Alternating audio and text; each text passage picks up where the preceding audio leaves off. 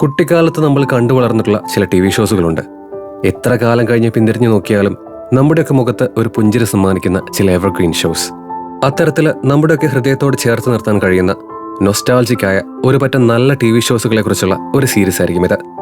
1994 സെപ്റ്റംബറിൽ David ക്രാനും Martha കോഫ്മാനും ചേർന്ന് ഒരു സിറ്റ്കോം TV സീരീസ് ആരംഭിച്ചു.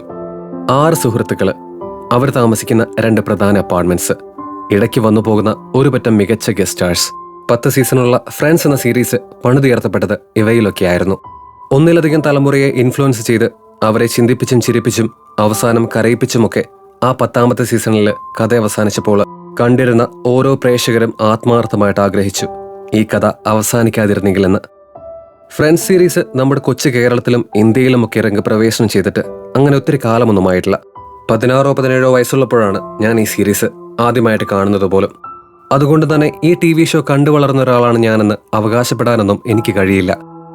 എന്നിട്ടും എന്തുകൊണ്ടാണ് നൊസ്റ്റാൾജിക് സീരീസ് എന്ന ഈ ലിസ്റ്റിൽ ഫ്രണ്ട്സ് സീരീസ് ഉൾപ്പെടുത്തിയത് എന്ന് ചോദിച്ചു കഴിഞ്ഞാൽ അതിനുള്ള ഉത്തരം ഈ സീരീസ് പകർന്നു തന്ന നമുക്കൊക്കെ എന്തുകൊണ്ടൊക്കെയോ റിലേറ്റ് ചെയ്യാൻ കഴിഞ്ഞ ആ ക്ലാസിക് വിൻറ്റേജ് വൈബ് കൊണ്ടാണ്.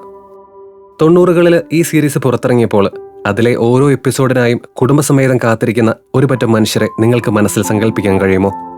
30 വർഷങ്ങൾക്കപ്പുറവും ഈ സീരീസിലെ കഥയും കഥാപാത്രങ്ങളും നർമ്മങ്ങളുമൊക്കെ അതിന്റെ പരിപൂർണതയിൽ നമുക്കൊക്കെ ആസ്വദിക്കാൻ കഴിയുന്നുണ്ടെങ്കിൽ 30 വർഷങ്ങൾക്ക് പിന്നിൽ ആ തലമുറയിലെ വ്യക്തികൾ എത്രമാത്രം ഈ സീരീസ് ആസ്വദിച്ചു കാണും.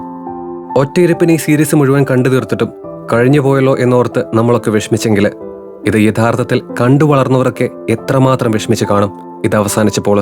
ഇതുകൊണ്ടൊക്കെ തന്നെയാണ് friends series one of the best സിറ്റ്കോമായി മാറുന്നത്.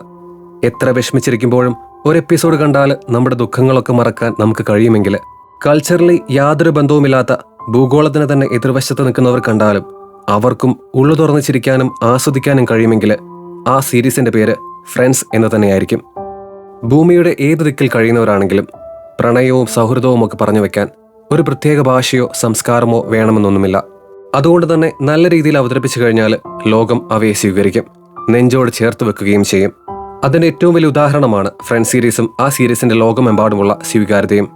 Rachel, Monica, Phoebe, Joey, Chandler, പിന്നെ റോസും. ആ പേരുകൾ തന്നെ കേൾക്കുമ്പോഴേ നമ്മുടെയൊക്കെ മുഖത്ത് ഒരു പുഞ്ചിരി വിരിയും. എന്താണ് സൗഹൃദമെന്നും എന്താകണം സൗഹൃദമെന്നും ഒക്കെ പറഞ്ഞു തരാൻ ഈ കഥാപാത്രങ്ങൾക്ക് കഴിഞ്ഞു എന്നതാണ് സത്യം. സൗഹൃദങ്ങൾ പ്രണയമായപ്പോഴും പ്രണയങ്ങൾ ശിഥിലമായപ്പോഴും എന്നും ഒരുമിച്ച് നിന്ന ആ 6 സുഹൃത്തുക്കൾ എന്നും ഒരു ഓർമ്മപ്പെടുത്തലാണ്. നമ്മുടെയൊക്കെ പരിമിതികളെയും കുറവുകളെയും തിരിച്ചറിഞ്ഞിട്ടും വിട്ടുകളയാതെ നമ്മളെ ചേർത്ത് നിർത്തി നമുക്ക് നല്ലത് വരണമെന്ന് ആഗ്രഹിക്കുന്ന 1-2 സുഹൃത്തുക്കൾ മതി ഈ ജീവിതം മനോഹരമാക്കാൻ എന്ന ഓർമ്മപ്പെടുത്തൽ.